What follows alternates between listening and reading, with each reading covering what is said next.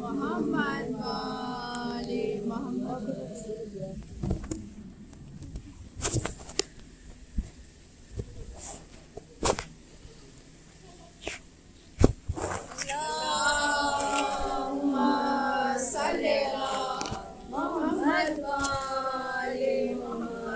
ज़हूर इमाम ज़माना आवाज़ बुलंद नारे सलवात।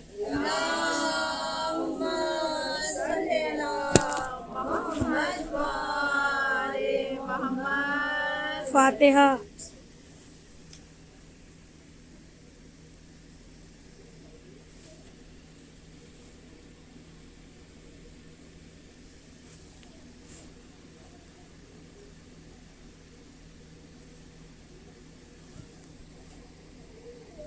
औज़ु बिल्लाहि मिनश शैतानिर रजीम।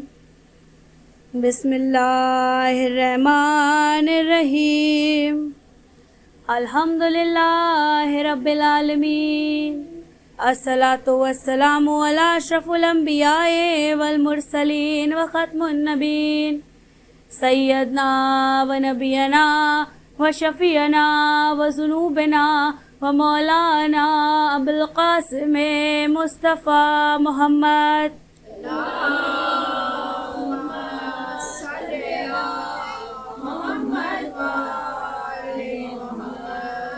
बिस्मिल्लाहिर्रहमानिर्रहीम। रब्बि इश्रह ली सदरी व यस्सिर ली अमरी वहलुल उक़दतम मिन लिसानी यफ़क़हू क़ौली। बिस्मिल्लाहिर्रहमानिर्रहीम। इन्नमा युरिदुल्लाहु लियुज़हिबा अन्कुमुर रिज्सा अहलल बैति व युत्ताहिरकुम तत्हीरा।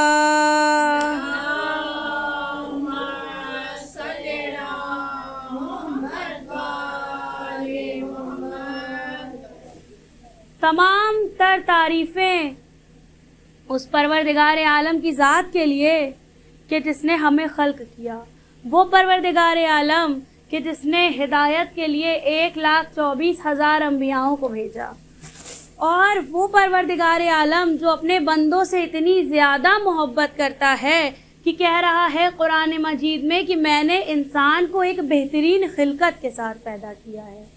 यानी तमाम मखलूक में सबसे ज़्यादा अफजल जो हैं वो अशरफुल मखलूकात है, और वो अशरफुल मखलूकात का दर्जा अल्लाह ने हमें दिया है। और इसके साथ साथ परवरदिगार आलम ये चाहता है कि इंसान अपना सारा शिकवा, सारा गिला सिर्फ़ और सिर्फ अल्लाह से कहे। मिसाल के तौर पे अगर हम परेशान हैं, हमें किसी से बात करी, उसने कहा क्या हाल है। अब माशाल्लाह बाफहम लोगों का मजमा है, आप लोग की बात नहीं कर रहे हैं, मैं अपनी बात कर रही हूँ। जब हमसे कोई पूछता है क्या हाल है, तो हम क्या जवाब देते हैं कि कल से बड़ा बीमार हैं, ये है, ये है, ये है। खुदा क्या कह रहा है, परेशानी में मुब्तला हो मुझसे कहो, बजाय दुनिया से मदद मांगने के, बजाय दुनिया वालों के सामने रोने से मुझसे आके कहो, मैं तुम्हारी परेशानी को हल कर दूंगा। खुदा से कितना मांगे हम लोग। अगर कोई बच्चे हैं, लिख रहे हैं, लिखते लिखते पेंसिल की नोक टूट जाए तो कहें परवरदिगार आलम मुझे अता कर। रास्ते में चल रहे हैं, चलते चलते चप्पल टूट गई, नालैन टूट के अलग हो गई, खुदा से कहें ऐ मेरे परवरदिगार आलम मेरी मदद करिए। दस्तरखान पे बैठे हैं, खाना खा रहे हैं, नमक कम पड़ गया, खुदा से मांगे। इतना मांगे, हर लम्हा खुदा से मांगे। वो खुदा 114 मरतबा कुरान मजीद में कह रहा है मैं रहमान और रहीम हूँ, मैं अता करने वाला हूँ, मैं रहमतों को देने वाला हूँ। तो कहते हैं नबी मूसा के दौर में, नबी मूसा अल्लाह से बात करने के लिए जा रहे हैं, पहाड़ पे चढ़ रहे हैं, रास्ते में देखा कि एक शख्स है बड़ा रो रहा है। गए उसके पास, कहा क्यों रो रहे हो। तो उसने कहा कि मुझसे फला फला गुनाह हो गया है और अब मैं उस गुनाह पे बहुत ज़्यादा शर्मिंदा हूँ, अल्लाह से माफ़ी मांग रहा हूँ। आप जाइएगा तो खुदा से कहिएगा मुझसे फला गुनाह हो गया है और मुझे माफ़ कर दें। अब नबी ये खुदा है, ये गए, जनाब मूसा गए। जाने के बाद अल्लाह से कह रहे हैं परवरदिगार आलम वो शख्स वहाँ बैठ के रो रहा है, उससे फला फला गुनाह हो गया है और वो आपसे माफ़ी भी मांग चुका है, हत्ता आप उसको माफ़ कर दीजिए। اب خدا یہ کہہ رہا ہے کہ اے موسیٰ، اس سے پہلے کہ تم اس سے ملتے اور آ کے مجھ تک یہ پیغام پہنچاتے، میں نے اسے تبھی معاف کر دیا تھا کہ جب اس نے گناہ کرنے کے بعد اپنے دل میں شرمندگی کا احساس کیا اور مجھ سے صدقے دل سے توبہ کی۔ لیکن مجھے اس بشر سے ایک شکایت ہے۔ کہا کیا ہے؟ کہا یہ ہے کہ اس نے اپنا گناہ تم کو بتا دیا۔ تو معلوم یہ چلا کہ اگر ہم صرف اور صرف اللہ سے کہیں گے تو پروردگار عالم ہمارے گناہ کو ڈھانک بھی دے گا اور ہمارے گناہ کو معاف بھی کر دے گا۔ صلوات پڑھے محمد۔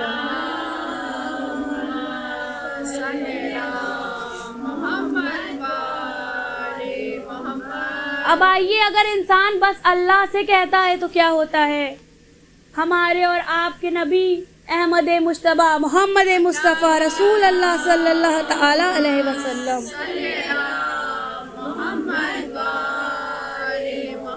نبی خدا جا رہے ہیں، گزر ہو رہا ہے، ایک انسان ہے ہاتھ میں شراب کی بوتل لیا ہے اور وہ شراب پکڑا ہے ہاتھ میں، اب وہ دیکھ رہا ہے کہ نبی سامنے سے آ رہے ہیں۔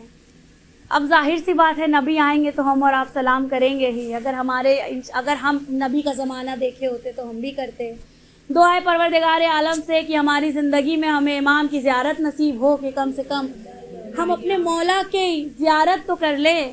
تو کہتے ہیں کہ نبی آ رہے ہیں، ہاتھ میں بوتل لیا ہے، اس بوتل میں شراب ہے۔ اب اس نے نبی کو دیکھا، شراب کو دیکھا، اب ایسا مرحلہ ہے کہ وہ بوتل چھپا بھی نہیں سکتا، نبی دیکھ لیے اسے۔ اب پروردگار عالم سے کہتا ہے اے میرے پالنے والے، نبی کی نظر میں بڑا اچھا ہوں اور نبی مجھے دیکھ کے مسکرا رہے ہیں، ابھی وہ میرے درمیان میں آئیں گے تو آ کے پوچھیں گے کیا لیے ہو بوتل میں؟ اے میرے خدا، مجھے شرمندگی کے احساس سے بچا لے۔ اب کہتے ہیں کہ انگور سے شراب بنتی ہے اور انگور سے سرکہ بھی بنتا ہے۔ اب کہتے ہیں اس نے اتنا کہا، اب اللہ کے دروازے سے جا کے ان کی دعا ٹکرائی، ادھر عرش سے جا کے دعا کا ٹکرانا تھا، ادھر پروردگار عالم نے اس بوتل میں رکھی ہوئی شراب کو تبدیل کر دیا سرکے میں۔ اب نبی خدا آئے، آنے کے بعد انہوں نے کہا السلام علیکم، نبی نے جواب دیا، نبی نے پوچھا کہ کیا لیے ہو؟ تو کہہ رہا ہے نبی خدا سرکہ ہے۔ اب اس نے جیسے ہی بوتل کھولا تو کیا دیکھتا ہے کہ شراب سرکے میں بدل گئی ہے۔ وہ ہے پروردگار عالم جو اپنے بندوں کو بخشنے کا ذرا ذرا بہانہ ڈھونڈتا رہتا ہے کہ میں اپنے بندوں کو کس طرح سے بخش دوں۔ تو یہاں پہ ایک بات عرض کرنا چاہوں گی کہ تمام کائنات کے جتنے ذرے ہیں، کائنات کے جتنے ملک ہیں، پروردگار عالم اپنی رحمتیں اس انسان کے اوپر نازل کرتا رہتا ہے۔ کہا کس کے اوپر؟ کہا جو انسان چند عمل کو بجا لاتے ہیں۔ کہا کون سا عمل؟ تو کچھ عمل کا ذکر کیا ہے جو کہ میرے ذہن میں آ گیا تو میں بتا دوں کہ پہلا عمل وہ ہے کہ اگر انسان سحر کے وقت اٹھے، نماز شب کے وقت اٹھے اور اٹھ کے نماز شب ادا کرے۔ اب مثلاً ماشاءاللہ بافہم لوگوں کا مجمع ہے، میں اپنی بات کر رہی ہوں، کبھی کبھی ایسا ہوتا ہے کہ آنکھ کھلتی ہے، نماز کے لیے سوچتے ہیں اٹھیں، لیکن نیند کا غلبہ وہ ہوتا ہے کہ واپس الارم بند کرتے ہیں اور سو جاتے ہیں۔ تو خدا اپنے فرشتوں سے کہتا ہے کہ اے فرشتوں دیکھو، اس نے اپنی نیند کو خراب کیا اور یہ اٹھا، بے شک اس نے نماز تو نہیں پڑھی لیکن یہ اٹھا اور میری بارگاہ میں آنے کے لیے اس کے ذہن میں آیا کہ میں اللہ کی عبادت کرتا ہوں، لیکن یہ نماز نہ پڑھ سکا، لیکن تب بھی میں اس کو اجر دوں گا، اور خدا اس کا اجر ہمیں عطا کر دیتا ہے۔ اور وہ وقت ہے سحر کا کہ جب انسان اپنی نیند کو ترک کرتا ہے، اور مسلسل بیان یہ کیا گیا ہے اگر انسان کی کوئی حاجت پوری نہ ہو رہی ہو تو وہ مسلسل نماز شب پڑھے۔ نماز شب وہ چابی ہے کہ تمام حاجتوں کو پروردگار عالم قبول کر دیتا ہے۔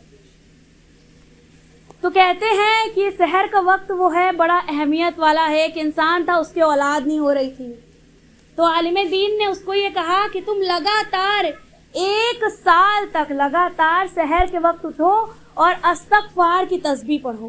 اب ہم اور آپ یہ ہیں کہ بھائی 1 دن اٹھے، 2 دن، 3 دن، شروع میں جوش الگ ہوتا ہے، بیچ میں کم ہو جاتا ہے، جب سال ختم ہونے والا ہوتا ہے ذہن میں آتا ہے 1 مہینہ بچا ہے پڑھ لے۔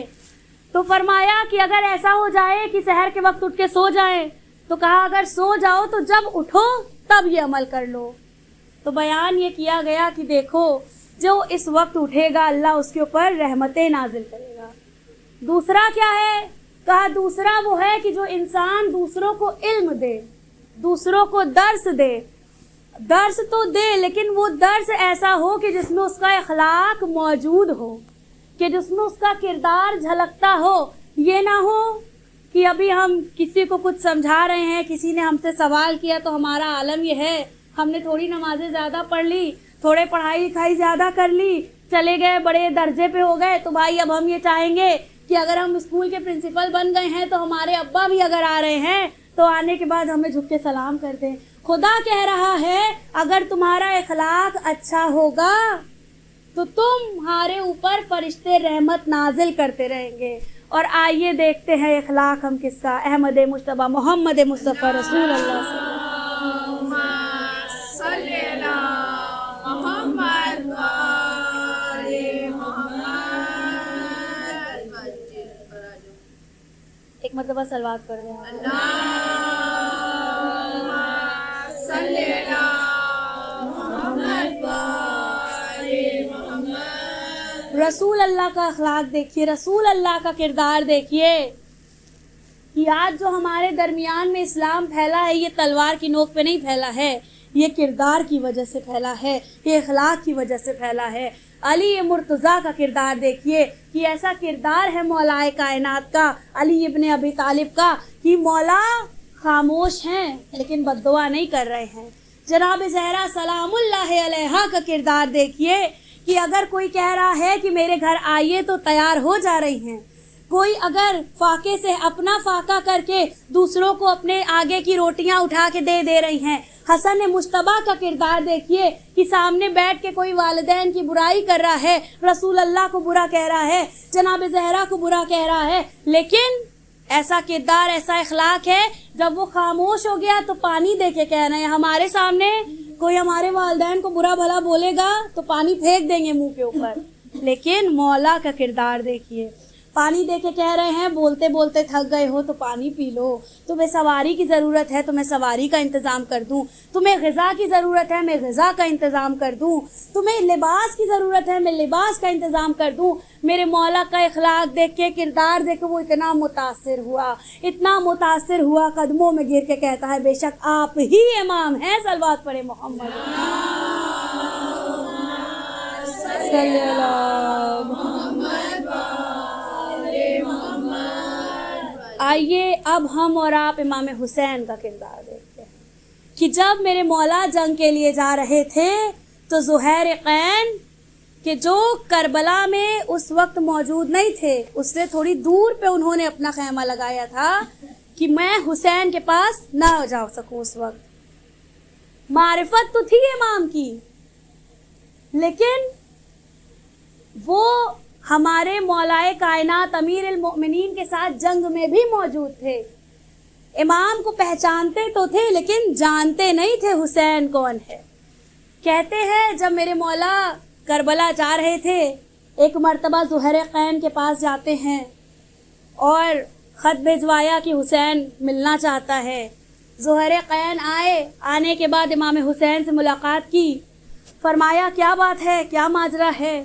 امام نے کہا کہ اے زہیر یہ بتاؤ کہ جب تم نے میرے بابا کے ساتھ جنگ کی تھی تو فلاں جنگ میں میرے بابا فتح کرے تھے تو جو خزانہ ملا تھا میرے بابا نے اس کا حصہ سلمان فارسی سے تمہارے گھر بھجوا دیا تھا۔ کہاں بھجوا دیا تھا؟ پھر کہا کہ دوبارہ پھر سلمان کو بھجوایا تھا یہ کہنے کے لیے کہ حصہ کم تو نہیں ہے۔ کہاں بھجوایا تھا؟ کہا پھر سلمان نے یہ بھی کہا تھا کہ اے زہیر یہ وہ زمین ہے جہاں پہ تمہیں پروردگار عالم خوشخبری دے گا۔ کہاں کہا تو تھا؟ تو بس میرے مولا نے کہا اے زہیر یہی وہ زمین ہے کہ جہاں میں اور تم کھڑے ہیں، اور آج میں تم کو اس لیے بلانے آیا ہوں کیونکہ میں سرزمین کربلا پہ اپنے نانا کا دین بچانے کے لیے جا رہا ہوں۔ اب زہیر کا اتنا سننا تھا، وہ گھر میں آنے کے بعد تیار ہو گئے مولا کے ساتھ جانے کے لیے۔ اپنی زوجہ سے کہتے ہیں کہ میں جنگ پہ جا رہا ہوں اور میں تمہیں طلاق دینا چاہتا ہوں. زوجہ نے کہا نہیں میں طلاق نہیں لوں گی. تو زہیر کہنے لگے اگر طلاق نہیں لوگی تو عربوں کا دستور یہ ہے کہ اگر شوہر کا انتقال ہو جاتا ہے تو زوجہ کو قیدی بنا لیتے ہیں. اتنا سننا تھا کہ زہیر قین کی زوجہ کہتی ہیں کہ اے میرے آغا جیسے سیدانیاں ہیں جب امام حسین کا قتل ہو جائے گا تو جیسے نبی زادیاں رہیں گی ویسے میں بھی رہوں گی. اللہ اللہ کوئی نبی زادیوں کو بھلا تھوڑے نہ قیدی بنائے گا, کوئی نبی زادیوں کے ہاتھوں میں رسن تھوڑی نہ باندھے گا, وہ تو آل رسول ہیں. اتنا سننا تھا. زہیر قین کو غصہ آ گیا. کہہ رہے ہیں کہ اپنی زبان سے تم نبی زادیوں کو ایسے بول رہی ہو. ارے اپنے آپ کو دیکھو اور آقا زادی کو دیکھو, حسین کے گھرانے کو دیکھو اور خود کو دیکھو. اتنا کہنا تھا. زہیر قین اپنی زوجہ سے رخصت ہوئے اور امام حسین کے جانب آ گئے. البتہ زہیر قین شہادت پا گئے. ہاں عزاداران مظلوم کربلا, اب وہ ایام چل رہے ہیں کہ امام حسین شہید ہو گئے. کربلا میں 72 لاشیں بے گور و کفن پڑے ہوئے ہیں بیبیوں, اور میرے مولا کا لاشا وہ ہے نہ زین پہ ہے نہ زمین پہ ہے. کسی نے کہا تب کس پہ ہے؟ کہا میرے مولا حسین کا لاشا تیروں پہ معلق ہے, تیروں پہ معلق ہے, اور میرے مولا کی اولادیں آنکھوں سے دیکھ رہی ہیں. ہاں زاداران مظلوم کربلا. کہتے ہیں جب 11 محرم کو بیبیوں کو بلایا گیا, ایک مرتبہ خیمے جل گئے. سید سجاد شدید بیمار بخار کی حالت میں ہے. زاداران مظلوم کربلا, کنیزان زہرا خدا آپ کو کسی غم میں نہ رلائے سوائے غم سید الشہداء کے. بیبیوں کہتے ہیں ایک مرتبہ شمر ملعون نے بیبیوں سے کہا ہاتھوں میں رسن بندھے گی. اونٹ کو بلایا گیا, بے کجاوا اونٹ ہے. ایک ایک بیوی کو جناب زینب آگے بڑھ بڑھ کے سوار کر رہی ہیں. ایک مرتبہ لیلا کو سوار کیا, ایک مرتبہ ام فروا کو سوار کیا, ہار باب ازا رباب کو سوار کیا. جب ساری بیویوں کو سوار کر لیا, اب زینب نے ایک مرتبہ فرات کے جانب نظر کی. اے میرے عباس آ کے اپنی بہن کو سوار کرو. ہار باب ازا. اور میری بیوی نے کیا دیکھا کہ ہتھ کڑی اور زنجیر کو سنبھالے ہوئے ایک بیمار آگے بڑھا. اے بوبی اماں, لیکن بیماری کی حالت وہ تھی مولا اٹھ نہ سکے. ارے زینب کبریٰ نے سید سجاد کو عالم بخار میں سوار کیا. اما فضا آگے بڑھی. ہاں بیبیوں, ادھر رسن بندھی, ادھر بیبیاں سوار ہو گئی. بے کجاوا اونٹ ہے, بے مکنو چادر ہے, بال کھلے ہوئے ہیں. اب سوار ہو کے قافلہ چلنے لگا. اتنی تیز اونٹوں کو دوڑایا گیا تھا کہ کربلا سے کوفہ 11 محرم کو چلا ہے, 12 محرم کو کوفہ پہنچ گیا. بیبیوں کہتے ہیں جب یہ چلا ہے نا, اب زینب جب سوار ہو گئی تو زینب واپس گر کیوں گئی؟ کہا زینب نہ گرتی, سید سجاد کی نظر بابا کے لاشے پہ پڑ گئی تھی. زینب نے دیکھا کہ سجاد بابا کا لاشا دیکھ رہے ہیں, اگر مسلسل دیکھتے رہیں گے جسم سے روح نکل جائے گی. کہا کیوں نکل جائے گی؟ کہا لاشے کی حالت ایسی تھی کہ لاشے کے اوپر گھوڑوں کو دوڑا دیا گیا تھا. بیبیوں جسم پہ سر موجود نہیں تھا. ارے ایسی حالت تھی. سکینہ بار بار پوچھ رہی ہے پھوپھی اماں یہ لاشا سمجھ میں نہیں آ رہا, اس کے جسم پہ لباس نہیں ہے. پھوپھی اماں یہ کس کا لاشا ہے؟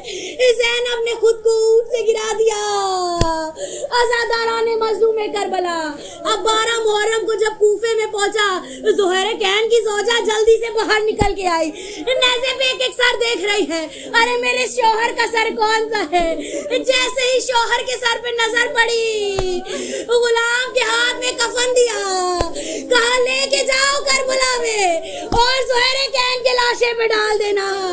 اب غلام کفن لے کے چلا, پلٹ کے واپس آیا, سر کو جھکایا ہے رویا جا رہا ہے۔ زہرا کین کی زوجہ غصے میں ہے، کہا کفن نہیں پہنایا، میرے والیو وارث کا لاشا بے گورو کفن پڑا ہے۔ بیویوں اتنا سننا تھا، غلام رونے لگا، کہا اے آقا زادی، ارے میں کیسے کفن پہنا تھا، ارے میری غیرت نے یہ گوارا نہ کیا۔ کربلا میں 72 لاشیں بے گورو کفن پڑے ہوئے تھے، حسین کا لاشا بے گورو کفن تھا، ارے میں کیسے زہیر کے لاشے میں کفن دیتا، جب نبی کا نواسا بے گورو کفن جلتی زمین پہ پڑا ہوا ہے۔ انا للہ و انا الیہ راجعون، رزن بے قضا ہی تسلیم الامر۔